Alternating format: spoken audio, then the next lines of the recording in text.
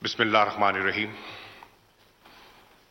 Excellency, Mr. Imran Khan, Prime Minister of the Islamic Republic of Pakistan, Excellency Hossein Brahim Taha, Secretary General OIC, distinguished foreign ministers, special guests, Excellencies, ladies and gentlemen, Assalamu alaikum.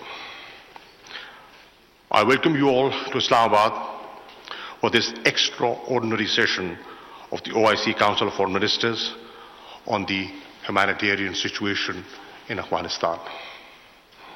Let me start by commending the Kingdom of Saudi Arabia, the OIC Summit Chair, for its leadership in convening this extraordinary session. I would like to warmly welcome Secretary General Taha amongst our family. This is his first foreign ministerial meeting after his appointment as the Secretary General. He and his team also deserve appreciation for their strong support and rapid mobilization of efforts for the conference arrangements.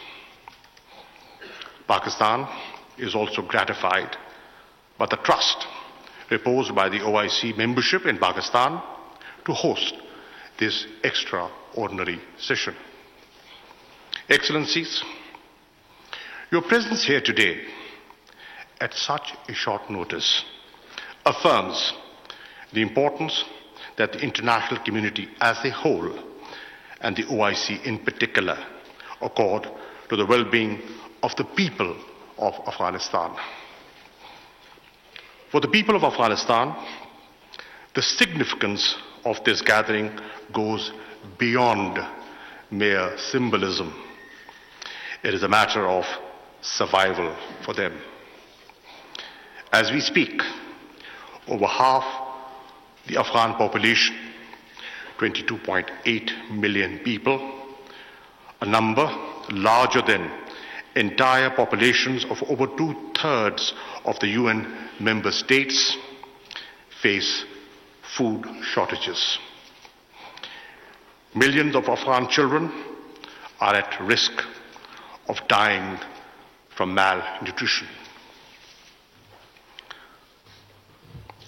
This situation has been brought about to this pass by a multiplicity of factors. Prolonged drought, years of conflict, poor governance, and Afghanistan's excessive dependence on foreign aid. You would recall that Pakistan hosted the first extraordinary session of the Council of Foreign Ministers in Islamabad in January 1980. 41 years on, Pakistan is again obliged to host another extraordinary session to discuss the ongoing humanitarian crisis in the same country. It is unfortunate that the hardship and suffering of the Afghan people has not eased.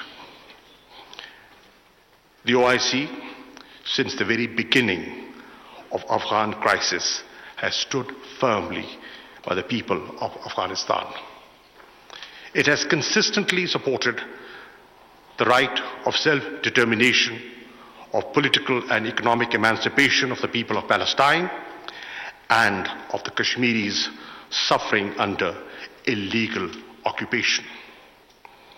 History is our witness that this organization, even amidst major global political turbulences and crisis, has not only consistently supported the rights of the people, but also called upon the rest of the international community to act and think beyond their domestic and internal political and economic compulsions.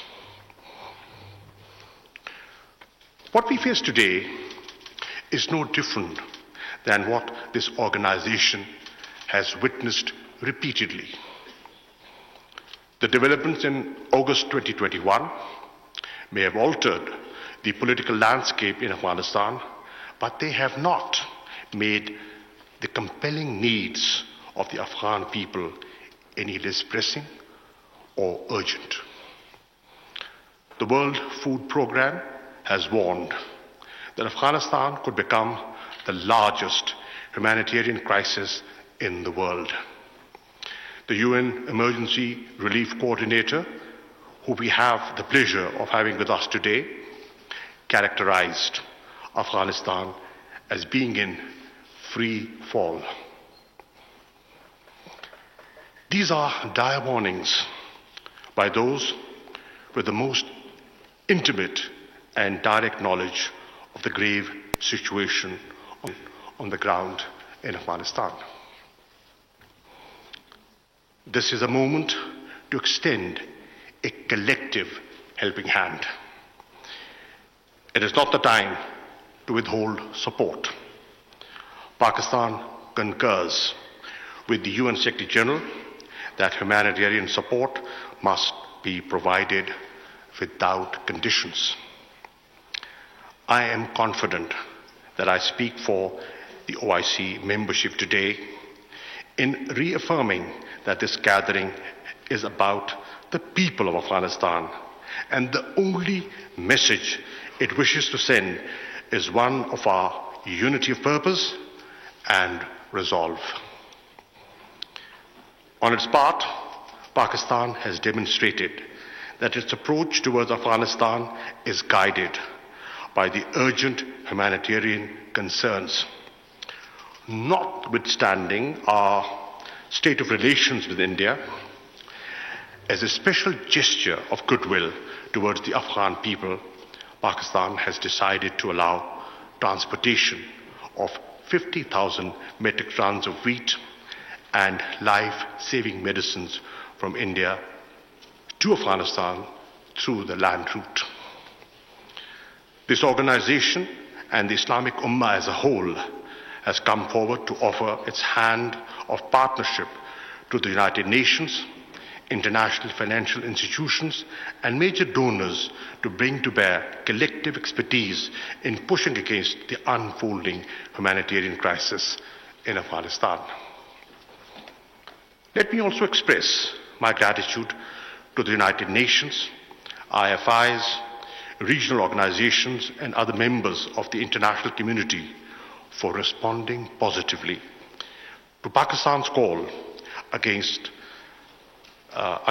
in such short notice, to sit with us here in Islamabad and look for ways to alleviate the human suffering in Afghanistan. Ladies and gentlemen, as an immediate neighbor, Pakistan is a witness to and is maximally impacted by the growing humanitarian travails of Afghanistan. We cannot ignore this reality. As the situation stands, we cannot rule out the danger of complete economic meltdown in Afghanistan. The Afghan economy is likely to witness a contraction of 30% within a year unless the tide is stemmed. Cash is needed to revive the economy, to pay salaries, restore small businesses, and reboot the banking system. There is no money available to pay for energy, food, medicines, and other essential supplies. The consequences of a major humanitarian crisis and economic collapse in Afghanistan will be horrendous. Massive human suffering, mass exodus of Afghan refugees, radicalization, terrorism, and instability, with grave consequences for regional and international peace and security.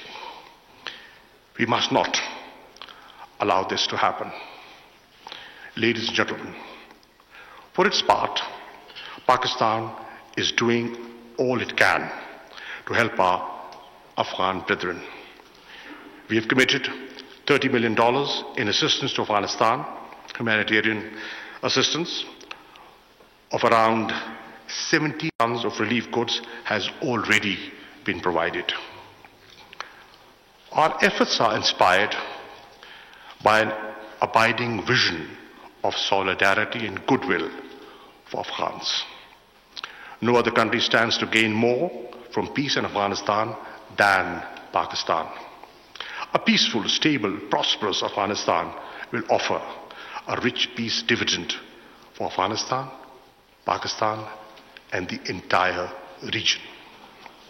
Excellencies, this extraordinary session must usher in visible change and signal to the people of Afghanistan that we are united in helping them stabilize their economy and country. OIC can act as a catalyst and a conduit in this regard. I propose a 6-point framework for the OIC to lead. First, we could create a vehicle within the OIC to channel immediate and sustained humanitarian and financial support to the Afghan people, including from pledges by the OIC member states and other donors. Second, we should agree to increase investment in the people of Afghanistan bilaterally or through the OIC in areas such as education, health, technical and vocational skills to the Afghan youth. Third, a group of experts comprising the OIC, the United Nations and the IFIs be established to consider ways and means to facilitate Afghanistan's access to legitimate banking services and to ease the serious liquidity challenge of the Afghan people. Fourth, we should focus on enhancing food security of the Afghan people. The Islamic Organization for Food Security can and must lead this effort. Fifth, invest in building capacity of Afghan institutions in countering terrorism and combating illicit trade in narcotics. Finally, engage with Afghan authorities to help meet the expectations of the international community, in particular regarding political and social inclusivity, respect for human rights, especially the rights of women and girls, and combating terrorism. Excellencies, an unprecedented opportunity to consolidate peace beacons. We must not repeat the mistakes of the past. Today, we have before us a historic chance to turn the tide. The great poet, philosopher of the East, Allama Muhammad Iqbal, characterized Afghanistan as a pivot for peace, stability and prosperity for the entire region. This extraordinary session offers us the platform to recommit ourselves to the vision of restoring Afghanistan as the beating heart of Asia. We must seize this historic opportunity. I thank you.